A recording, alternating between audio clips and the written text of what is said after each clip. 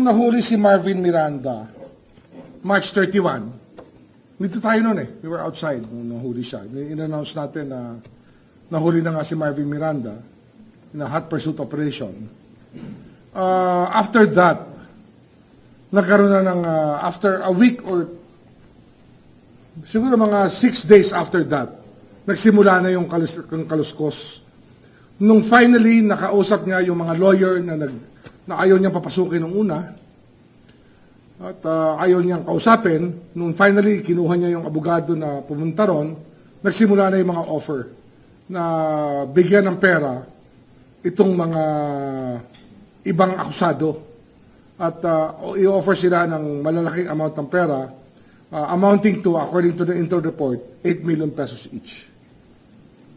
Sir, may info din po ba, sir, doon sa intro report kung saan nanggaling yung pera, kanino nanggaling, paano pumasok? Obviously, it comes from a very wealthy, moneyed source who has something at stake in the criminal case. In the criminal cases for murder, for the crimes committed against Governor Degamo, for the crime committed against Governor Degamo and the 9 other persons killed, and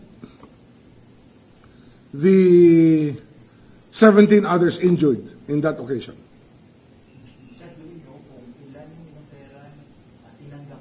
Lahat sila inoferan, alam ko. Lahat sila inoferan. At that time, each per person.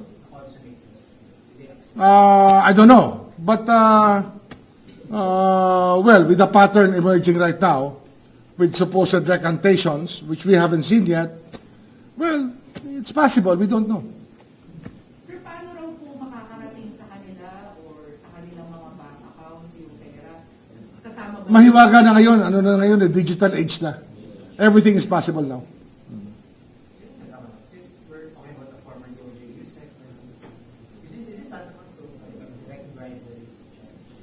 Ang bribery kasi for public officials yan eh, di ba? Well, it's actually, technically, it's obstruction of justice.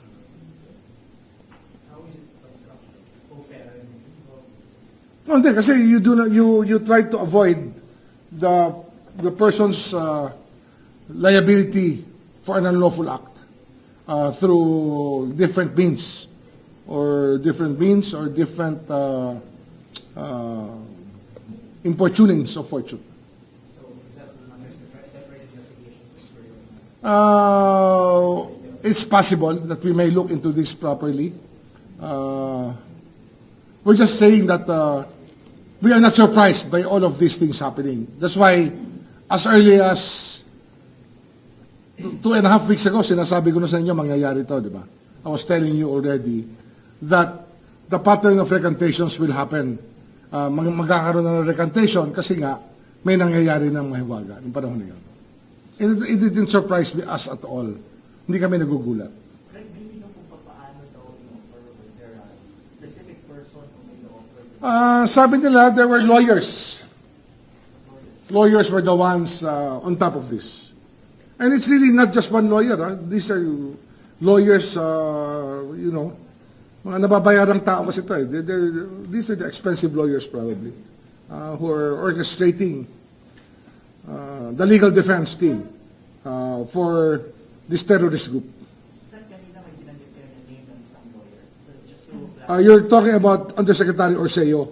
I mentioned him because he walked into the NBI claiming to be the lawyer of Marvin Miranda, and Marvin Miranda denied knowing him in the beginning. That's why we mentioned his name. Former Undersecretary yan, of Justice.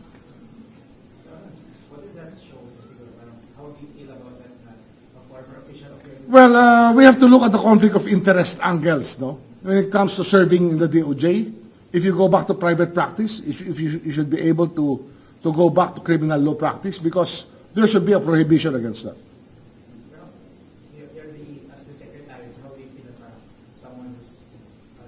It's very unfortunate. It's unfortunate. It leaves a bad taste in the mouth because we try our best to serve the people in this capacity here. At least for the people that I have with me in my team, the undersecretaries and the assistant secretaries, the directors of the Department of Justice. I have a very high regard for them. It's very unfortunate there are people who will stoop so low, if ever these things are proven. Sir, yesterday you mentioned nung tinanong namin kung meron pa bang ibang nabu-orchestrate ng recantation si Attorney Danny Villanueva. Isa pa yan.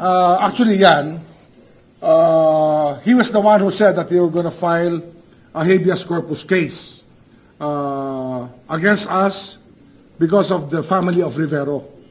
But in the end, Rivero signed the habeas corpus petition and not the lawyer, because the lawyer knew that the family had already signed off from the Witness Protection Program, but still filed that case to waste the time of the court and to waste the time of the DOJ. That's why we are reporting that person to the Integrated Bar of the Philippines for whatever purpose it may serve, so that this pattern of behavior will not be repeated, wasting the time of the prosecutors and the court.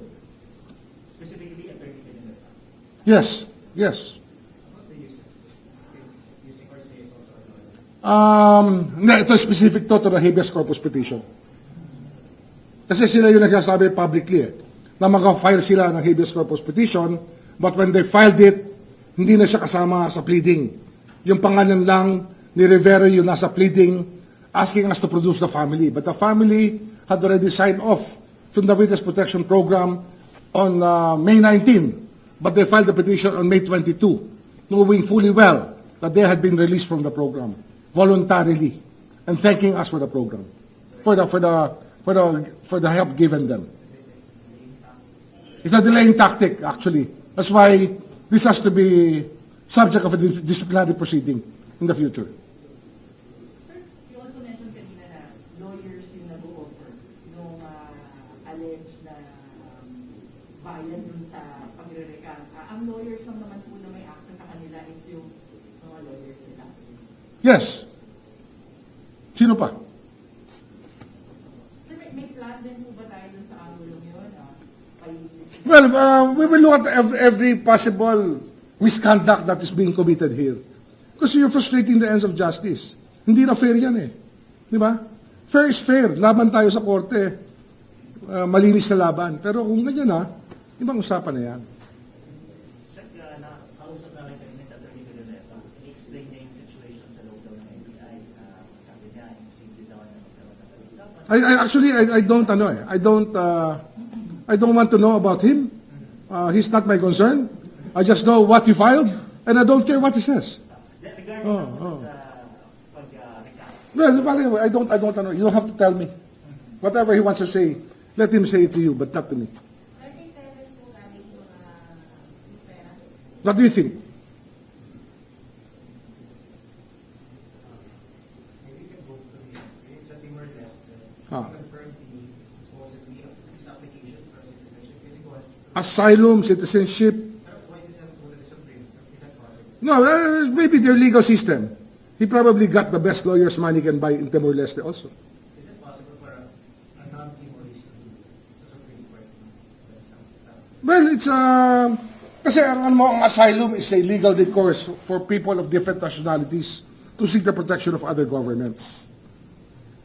Sir, sorry, clarify ko lang.